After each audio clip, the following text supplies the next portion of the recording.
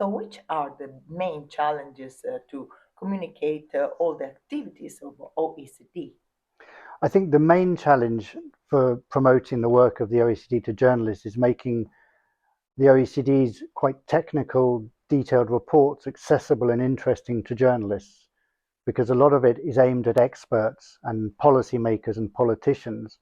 And so the biggest challenge we have is to try and tell a compelling story out of what often is just a lot of numbers. So we have to try and explain why this is worth a journalist taking the time. Yes, we deal with journalists, we use more the classic format of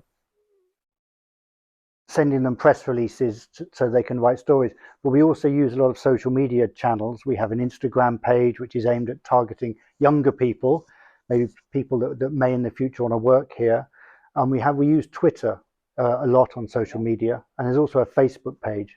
And again, it's just a way of making the OECD more accessible so that we're not an old organization hiding away just producing reports, but we're trying to reach out to people to show that what we do is of interest. In terms of the press officers, we're actually a very small team. So there's 3 press officers, and we cover all the different subjects that the OECD covers. So there's 3,000 people work for the OECD, and there's just 3 of us press officers, but we divide it amongst subjects. So I deal with finance and education and employment and health, and my other colleagues deal with trade and other issues. So that's how we divide it up.